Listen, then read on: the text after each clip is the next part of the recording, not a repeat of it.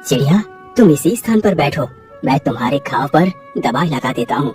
इतना बोलकर शिकारी चिड़िया को वहीं पर बैठाकर दवाई लेने जाता है। वह जल्दी ही एक कटोरी में दवाई ले आता है और उस चिड़िया के घाव पर लगाता है। चिड़िया, अब तुम यहीं पर बैठकर आराम करो, कल तक तुम बिल्कुल ठीक हो जाओगी।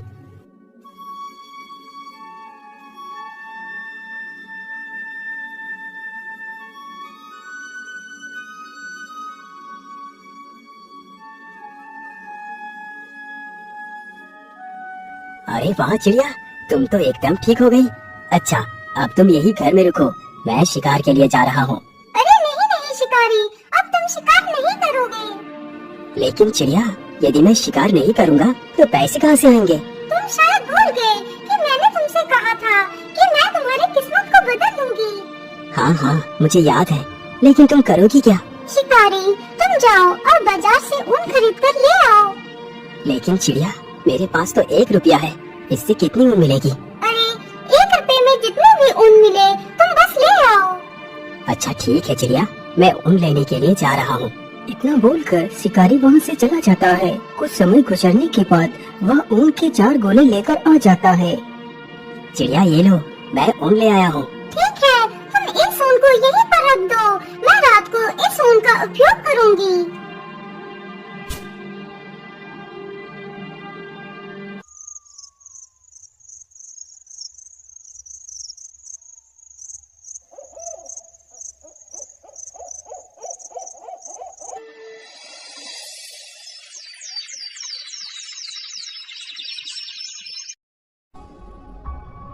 अगले ही दिन शिकारी जैसे ही सोकर उठता है तो वह देखता है कि सामने टेबल पर एक बहुत ही सुंदर शाही सूट रखा हुआ है।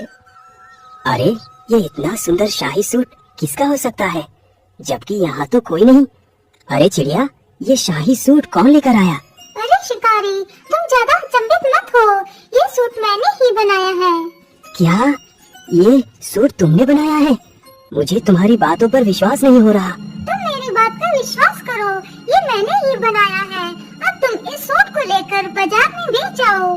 इतना सुनकर शिकारी उस शाही सूट को लेकर बाजार की ओर चल देता है, लेकिन उसके मन में काफी सारे सवाल चल रहे थे। आखिर ऐसा कैसे हो सकता है? भला एक चिड़िया इतना सुंदर सूट कैसे बना सकती है? मुझे तो लगता है ये कोई साधारण चिड़िया नहीं हो सकती। इसका पता तो मुझे लगाना ही होगा। ये सारी बातें सोचते सोचते शिकारी बाजार को पहुंच जाता है और एक स्थान पर उस शाही सूट को अपने कंधों पर डालकर खड़ा हो जाता है। सूट ले लो, सूट ले लो, शाही सूट ले लो। ऐसा शाही सूट आपने कभी नहीं देखा होगा। शिकारी की यह बात सुन उसके पास काफी सारे लोग इकट्ठे हो जाते हैं। अरे वाह, वाकई ये सूट तो कितना सुंदर है। मैंने आज तक इतना सुंदर सूट नहीं देखा। अरे भाई, इस सूट की क्या कीमत मांग रहे हो? अरे भाई, ये सूट 20 मोहरों का है। अरे भैया, मैं 20 मोहरे तो नहीं दे पाऊंगा, लेकिन हाँ, इसके लिए मैं 5 मोहरे अवश्य दे सकता हूँ। तभी वहाँ पर राजा का मंत्री आ जाता है। अरे वाह, यह शाही सूट तो कितना आकर्षक है। मैंने आज तक ऐसा शाही सूट नहीं देखा। यदि मैं ये सूट राजा को दूंगा तो राजा बहुत प्रसन्न होंगे। अरे भाई, तुम इस सूट की क्या कीमत मांग रहे हो? भैया, इस सूट की कीमत मैंने 20 मोहरे रखी है। ठीक है, ये लो 20 मोहरे और ये सूट मुझे दे दो। शिकारी जल्दी ही उन 20 मोहरों को लेकर उस शाही सूट को उसे दे देता है। अरे वाह, एक सूट तो 20 मोहरे का बिका। 20 मोहरे तो कमाने में मुझे वर्षों लग जाते। मैं ऐसा करता हूँ, फिर से ऊन खरीद कर ले चलता हूँ। आज तो मैं पता लगा कर ही रहूंगा इस चिड़िया का सच क्या है। अरे चिड़िया, तुमने तो कमाल ही कर दिया। तुम्हारे द्वारा बनाया गया सूट 20 मोहरों में बिका है। मैं और भी ऊन खरीद कर लाया हूँ। जैसे ही आधी रात गुजरती है तो वह शिकारी झूठ मूठ सोने का नाटक करता है। उधर वह कबूतरी भी शिकारी के सोने की प्रतीक्षा कर रही थी। मुझे लगता है शिकारी अब सो चुका है। चलो अब मैं अपने वास्तविक रूप में आ जाती हूँ। इतना बोलकर कबूतरी एक सुंदर राजकुमारी का वेश धारण कर लेती है और चुपचाप उस ऊन के वस्त्र बनाने लगती है। यह सारा दृश्य सत्या चुपचाप फटी आंखों से देख रहा था।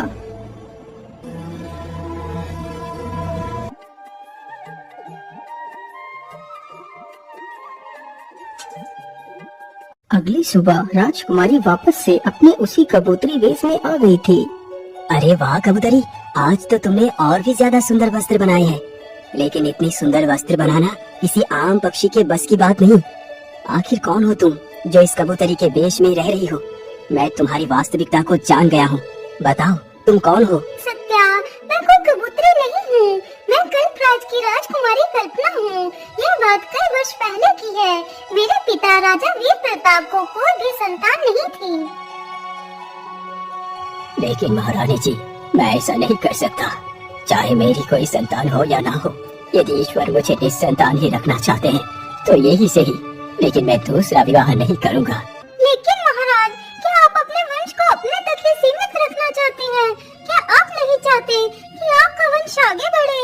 आखिर आपके बाद आपके राज्य को कौन संभालेगा? लेकिन महारानी जी, इसके लिए हम कोई न कोई उपाय अवश्य निकालेंगे। लेकिन मैं दूसरा विवाह नहीं करूँगा। हम आज ही उन पहाड़ी वाले बाबा के पास जाएंगे।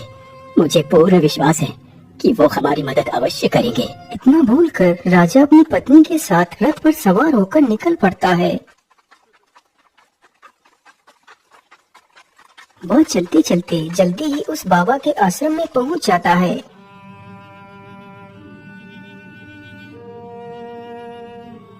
बाबा, मैं बड़े ही विचित्र संकट में आकर फंस गया हूँ। समझ नहीं आ रहा क्या करूँ और क्या ना करूँ। महाराज, मैं आपकी चिंता के विषय को भली भांति समझता हूँ। बाबा, यदि आप सब कुछ जानते हैं तो फिर बताइए, क्या मैं इसी प्रकार जीवन भर निसंतान रहूंगा?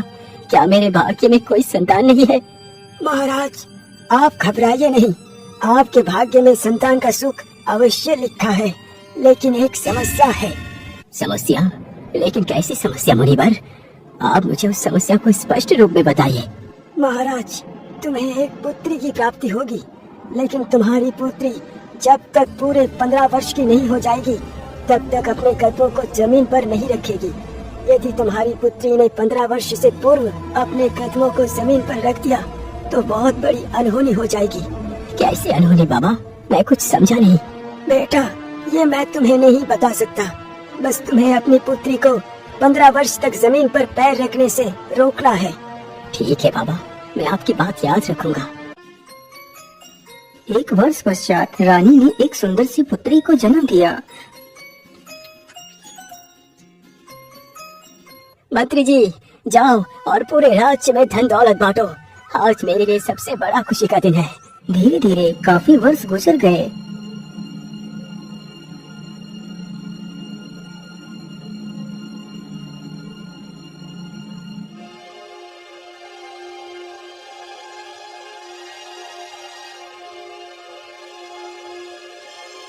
महारानी जी, आज की रात गुजरने के बाद मेरी पुत्री पूरे 15 वर्ष की हो जाएगी। आज की रात जरा ध्यान से बिताना महारानी। हाँ महाराज, आज का ही दिन हमारे लिए शेष बचा है। इसके बाद हमारी पुत्री जमीन पर उतर पाएगी। आधी रात जैसे ही गुजरती है तो महारानी की भी आंख लग जाती है। तभी राजकुमारी को कुछ बुरे बुरे सपने दिखाई देते हैं। वह बिस्तर पर पड़े पड़े भयभीत हो जाती है और पलंग से नीचे गिर पड़ती है। हे भगवान, ये क्या हो गया? मैं जमीन पर कैसे गिर पड़ी? माँ, जल्दी उठो, देखो मैं पता नहीं कैसे जमीन पर गिर पड़ी। इतना सुनते ही महारानी की आंखें खुल जाती हैं।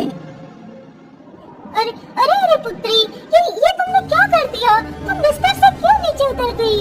महारानी इतना कह ही रही थी कि तभी कमरे में कुछ प्रकाश जैसा प्रकट हुआ।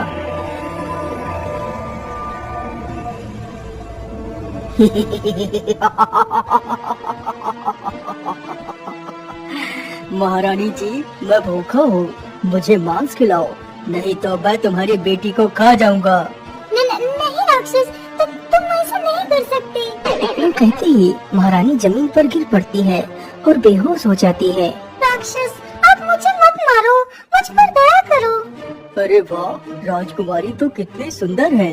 काश कि यह राजकुमारी मेरी पत्नी बनती तो कितना अच्छा होता। ठीक है, मैं तुम्हें नहीं मारूंगा, लेकिन तुम्हें मेरे साथ विवाह करना होगा। चलो मेरे साथ। इतना बोलकर राक्षस राजकुमारी का हाथ पकड़कर वहाँ से गायब हो जाता है और उसे अपनी गुफा में ले जाता है। राजकुमारी, यही मेरा घर है। आज से तुम यहाँ की मालकिन बनोगी। मैं तुम्हारे साथ विवाह करूँगा। नहीं राक्षस, मैं एक इंसान हूँ और तुम तो एक दैत्य हो। भला मैं तुम्हारे साथ विवाह कैसे कर सकती हूँ? मुझे जाने दो। नहीं राजकुमारी, तुम्हें यदि जीवित रहना है तो तुम्हें मेरे साथ विवाह करना ही पड़ेगा। अच्छा, अब मैं अपने रिश्तेदारों को न्योता देने के लिए जा रहा हूँ, तुम यहीं पर रुकना। लेकिन हाँ, यदि मैं तुम्हें यहाँ छोड़कर चला गया तो तुम यहाँ से कहीं भी भागकर जा सकती हो, इसलिए मैं तुम्हें एक पंछी बनाकर पिंजरे में बंद कर देता हूँ। फिर राक्षस राजकुमारी को एक कबूतरी बनाकर पिंजरे में बंद कर देता है और वहाँ से चला जाता है। हे भगवान, अब मैं क्या करूं? यहाँ से कैसे निकलूं? मैं इस पिंजरे को खोलने की कोशिश करती हूँ, हो सकता है पिंजरा खुल जाए। कबूतरी पिंजरे को खोलने का प्रयास करती है। कुछ देर प्रयास करने के पश्चात पिंजरा खुल जाता है और वह वहाँ से उड़ जाती है। लेकिन राजकुमारी, क्या तुम अपने वास्तविक रूप को धारण कर नहीं रह सकती? शिकारी भाई, मैं अपने वास्तविक रूप में सिर्फ कुछ क्षण के लिए ही रह सकती हूँ। एक दिन में सिर्फ एक बार ही मैं अपना वास्तविक रूप ले सकती हूँ, वो भी रात के 12 बजे के बाद। क्या तुम श्राप से मुक्त नहीं हो सकती? इसका जवाब तो पहाड़ी वाले बाबा ही दे सकते हैं। तो फिर ठीक है राजकुमारी, चलो मेरे साथ पहाड़ी वाले बाबा के पास, मैं तुम्हारी रक्षा करूँगा। इतना बोलकर वह दोनों बाबा से मिलने के लिए निकल पड़ती हैं।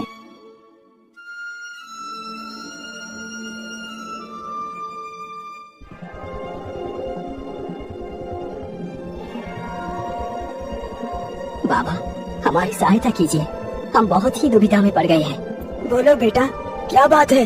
तुम इतना परेशानी में क्यों दिखाई पड़ रहे हो? कबूतरी सारी कहानी बाबा को सुनाती है।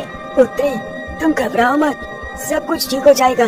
जो मैं कहता हूँ उसे ध्यान से सुनो। हाँ हाँ बोलिए बाबा, आप क्या कहना चाहते हैं? मैं राजकुमारी की सहायता करूँगा।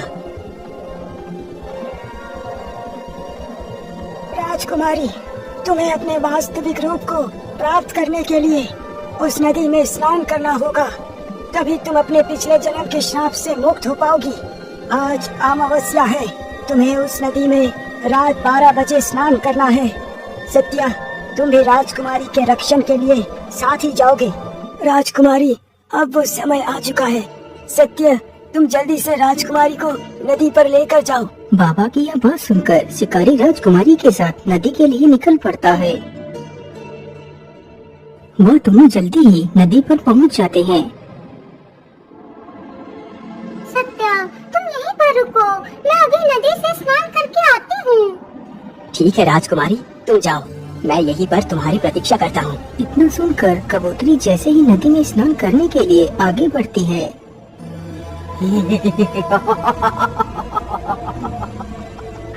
नहीं राजकुमारी, नहीं, इतनी जल्दी नहीं, मैं तुम्हें मुक्त नहीं होने दूंगा। अरे ये क्या? मुझे लगता है ये वही राक्षस है, आज मैं इसे जिंदा नहीं छोड़ूंगा। शिकारी तुरंत ही मसाल लेकर उसकी तरफ बढ़ता है। अरे बाप रे बाप, इतनी जोर से किसने मारा मुझे? किसकी मौत खींच कर यहाँ ले आई है? अरे दुष्ट राक्षस, मैंने ही तुझे मारा है, हिम्मत है तो मुझे मार के दिखा। अच्छा, ऐसी बात है, तो पहले तू ही मरने के लिए तैयार हो जा। इतना कहकर राक्षस शिकारी को ही पकड़ लेता है। छोड़ दुष्ट राक्षस, आज मैं तुझे जिंदा नहीं छोड़ूंगा। तभी कबूतरी चुपके से नदी में डुबकी लगा जाती है।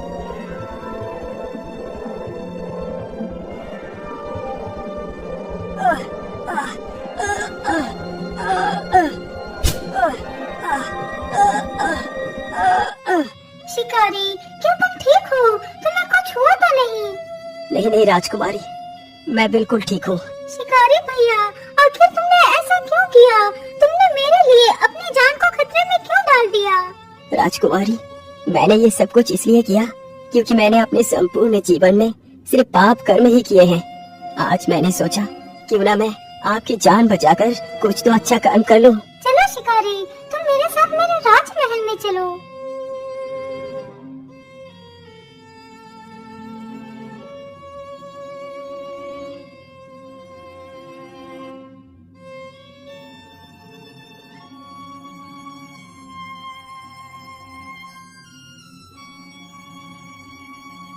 सत्या, आज तुमने मेरी पुत्री की जान बचाकर मुझ पर बहुत बड़ा उपकार किया है। मैं तुम्हारा ये उपकार कभी नहीं चुका पाऊंगा। मंत्री जी, सत्या को एक बैलगाड़ी भरकर सोना, चांदी, हीरे, जवाहरात दे दी जाए। राजा के इस आदेश पर शिकारी को एक बैलगाड़ी भरकर सोना, चांदी, हीरे, जवाहरात देकर सम्मान पूर्वक विदा कर दिया जाता है।